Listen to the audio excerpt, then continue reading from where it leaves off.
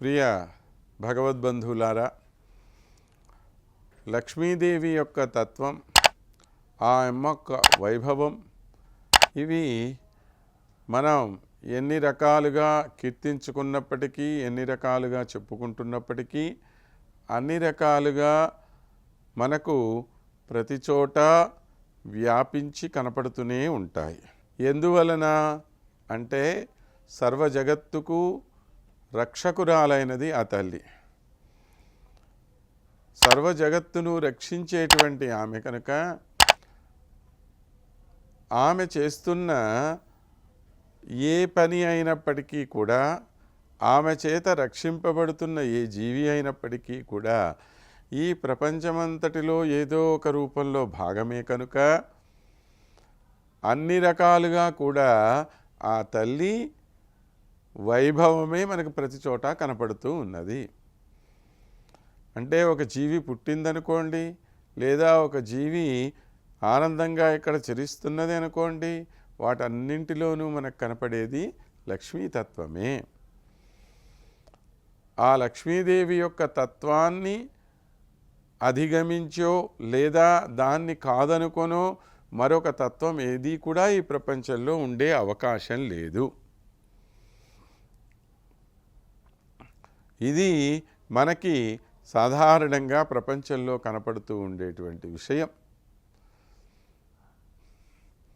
అలా అంతటా వ్యాపించి ఉన్న ఆ తత్వాన్ని గురించే మనకి వేదాలు కానివ్వండి, పురాణాలు, ఇతిహాసాలు, తర్క వ్యాకరణాది శాస్త్రాలు, వీటి అన్నింటిలో కూడాను చెప్పబడి ఉన్న విషయము ఇది ఒకటే అన్న విషయాన్ని మనందరం కూడా గుర్తుంచుకోవాల్సిన అవసరం ఉంది. దాన్నే ఇక్కడ ప్రత్యేకంగా నొక్కి మరీ చెప్తూ ఉన్నారు మనకు శ్రీమాన్ పరాశర భట్టర్ స్వామివారు. దేవి శృతిం భగవతీం ప్రథమే పుమాంసః త్వత్సద్గుణౌఘమణికోశ గృహం గృణంతి తద్వారపాటవపటో నిచసేతిహాస సంతర్కణ స్మృతి పురాణ పురస్సరాణి.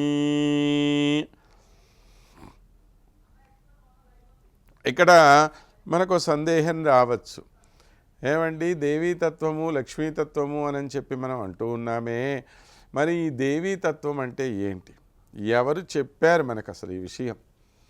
ఎవరి ద్వారా మనకు ఈ విషయం ఇంతవరకు వచ్చింది అన్న ఒక ప్రశ్న వేసుకుంటే, ఈ దేవీతత్వాన్ని మనకు తెలియచేసింది మరెవరో కాదు, సాక్షాత్తు వేదమే తెలియజేసింది. తత్వం అంటే ఏమి?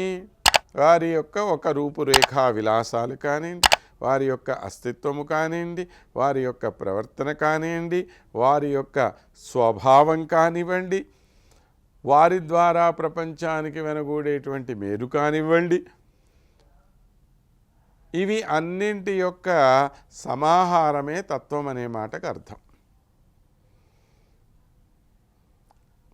మరి ఆ లక్ష్మీదేవి యొక్క తత్వం ఏ విధంగా ఉందో మనకి ఇక్కడ తెలియచేస్తున్నారు. ఓ తల్లి ప్రథమే పుమాంసః, ఇంతకుముందు గొప్పవారిగా కీర్తింపబడినటువంటి వాళ్ళు, మహానుభావులైనటువంటి వాళ్ళు ఎవరండి? ఆ మహానుభావులు వాల్మీకి మహర్షి ఒక మహానుభావుడు, వ్యాసుడు ఒక మహానుభావుడు, పరాశరుడు ఒక మహానుభావుడు, ద్రవిడ సాహిత్యానికి వస్తే నమ్మాళ్ళవారు ఒక మహానుభావుడు. ఇలాంటి వారందరూ కూడాను మొట్టమొదటిగా నీ గురించే చెప్పటం ప్రారంభం చేశారు. అదేమిటండి? వ్యాసుడేమో భాగవతం ద్వారా శ్రీమన్నారాయణుడి గురించి కదా తెలియచేశాడు. వాల్మీకి మహర్షి రామాయణం ద్వారా రాముల వారి గురించి కదా తెలియచేశారు. నమ్మాళ్ళవారు భగవత్తత్వాన్ని కదా మనకు ప్రతిపాదన చేసి తిరువాయుమొழிని అనుగ్రహించారు.